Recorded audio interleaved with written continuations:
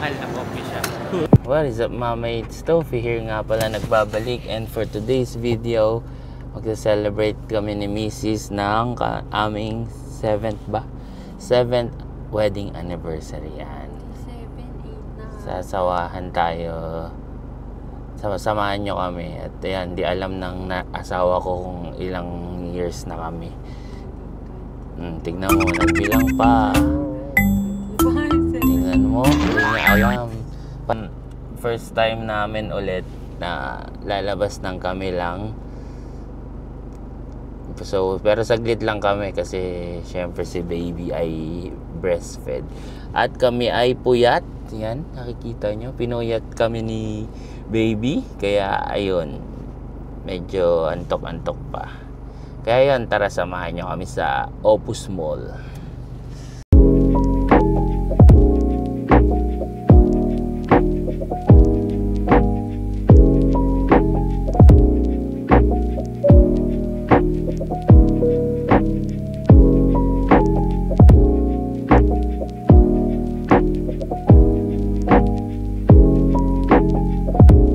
Check.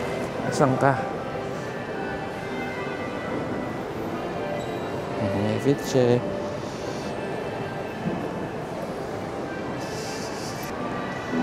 Gang. Pwede naman.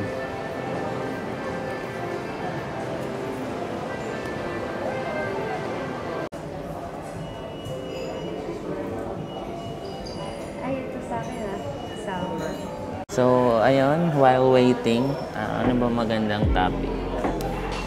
So, comment down below mga mates kung anong ginagawa nyo sa inyong anniversary with your wife. Wedding anniversary. So, kami ganito every year. Pero lang last year kasi nga sakto yung panganganak niya, November. Sabi namin, sana yung birthday nung anak namin ka-month ng birthday ko at sa anniversary namin para isahan na lang. Hindi pala totoo. Nag-celebrate din ng hiwa-hiwalay. Oo. Kaya pag binlano nyo yun, wag nyo nang planuhin. wag nyo nang ituloy. Ayun guys, pag mag-celebrate kayo ng anniversary nyo ng inyong wife, wag lang puro kain. Dapat ay, joke lang. Hindi, dapat pag-usapan nyo yung mga kung kamustahin nyo siya, kung okay lang siya, kung parehas kayong busy sa work. Ganon, kamustahin nyo yung situation sa work, emotional state niya. Ganon, kamustahin nyo. Tapos, mag-plan kayo ng goal nyo for next year. Kung November, December ang yung anniversary. Kami, November 22 ang aming anniversary. Kaya ayun, namaya mag-uusap kami anong plan namin, anong gusto namin ma-achieve. Ganon. Hindi lang yung puro pa-sweet, ganyan. Kasi naman na tayo adult. Kaya once in a while, dapat nag-uusap. Siguro, lumabas din kayo mag-asawa sometimes, mag-date kayo kung meron kayong mag-aalaga sa baby nyo. Importante din yung may time kayo alone para mag-reset. Siguro talk about things in life. Yun nga, sabi nga niya, check nyo yung emotional state ng asawa nyo, kung ano yung mga plano niya, yung mga naiisip niya sa life, ano yung mga goal niya for the next year, kailan kayo magbe-baby ulit. Hirap. We'll see. At saka siguro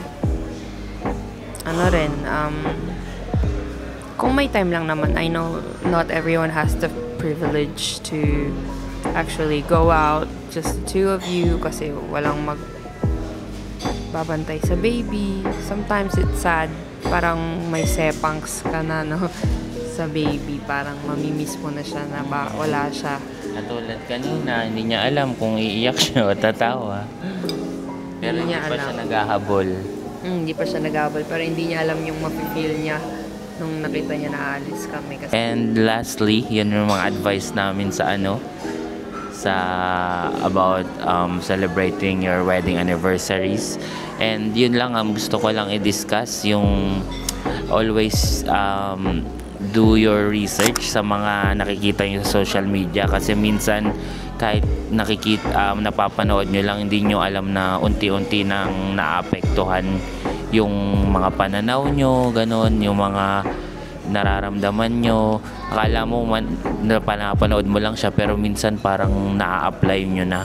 Kaya minsan mas okay lang din na wag mag social media madalas, kasi pumapasok, tinatamaan ka din. Kunwari yung na parang nai-compare mo yung sarili mo sa ibang influencer, kahit na hindi naman dapat ganun. Lalo na pag yung nag-struggle or naghahanap ka ng sagot sa mga tanong mo. you feel lost. Yeah. When you feel lost. Ay, grabe na talagang gumagrabe na ang mundo, kaya advice ko, wag lahat paniwalaan sa social media. Meron tayong golden juice saka orange juice.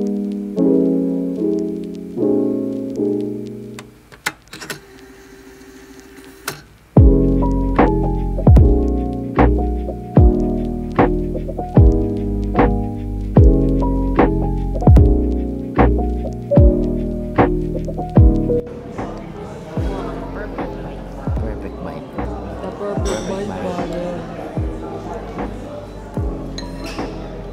The perfect bite, brother. Don't forget to subscribe, mga mates. Share nyo na rin to kung gusto nyo yung mga ganitong video. Yung mga sit down, may mga topic tayong pag-uusapan. So mga bago lang dito sa channel namin, kami ay ex-international student. Galing sa Australia, bumalik sa Pilipinas para mag-start ng bagong buhay. And yun. Ito, dumating na, guys. Steak and fried rice. Ano to? Ano to? Honey Miso glaze. honey miso glaze at Tasmanian salmon. Yan. Laging kinakain natin sa Australia. Okay. Let's eat. Ayun, mai-rank namin yung appetizer na steak and hummus. 9 out of 10 sa akin. 8 out. 8 out of 10. And itong salad, 9. Sarap. Yeah.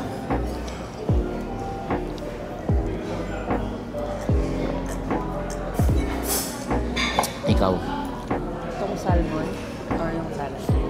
salad. Yung salad, medyo manghang for me. Mahang. Sa mga 8. Thank you. Mas gusto ko maanghang. And then itong steak fried rice, 7 out of 10 sa akin. Mas gusto ko yung garlic rice nila dito, guys. Mga mates, mas masarap yung garlic rice nila dito.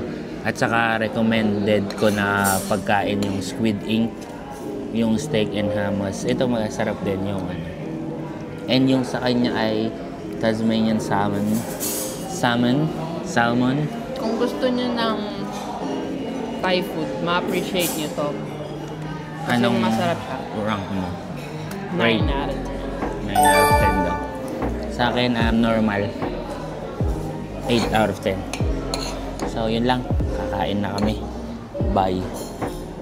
To subscribe to our channel, click nyo na rin notification bell para updated kayo.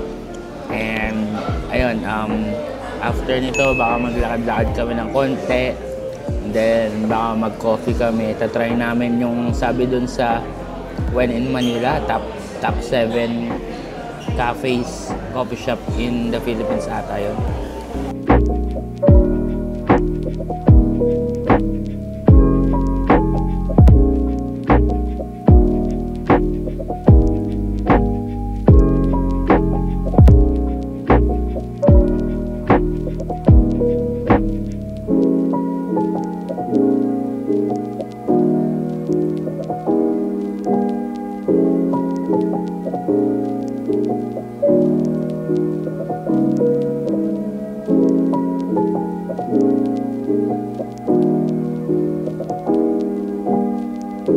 nandito tayo ngayon sa sea salt, sa single origin. Yan, at umorder tayo ng sea salt latte na may literal na salt. At saka ube, flan. Ano ba yun? Hindi siya croissant, sabi niya. Danish. Yeah, Danish. So yun, try natin. Let's try. Salt yung ano yun.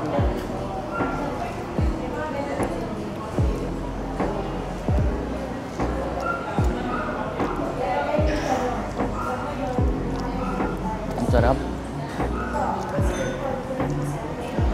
May tumalo na sa Harlan. Parang ito na ang paborito kong sea salt, guys. Sa mga di nakakaalam, paborito kong coffee is sea salt dito sa Pinas. Di ba? Sarap. Ang sarap.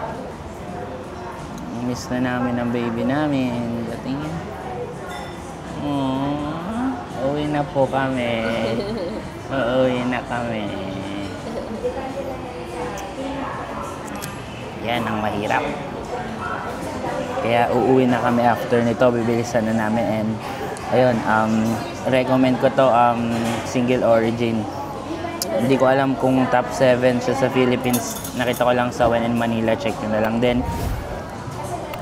So, ayun lang, mami. Sana nagustuhan niyo itong video ulit. Mamaya, literally na to. Walang Subscribe. Meanwhile, So, ayun guys. Bumalik siya kasi hindi pa kami nagbabayad. Nagbabayad siya.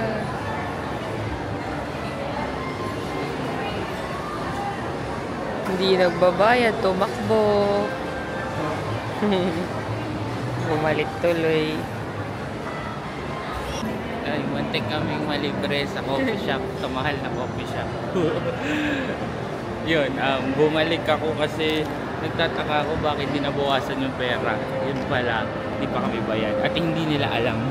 Nag-thank you lang sila. Oo, Kala thank din you lang tuloy sila. namin, okay? Hindi nila napansin. So, yun lang. Sayang. Uwi na kami. Bye! Okay, bye!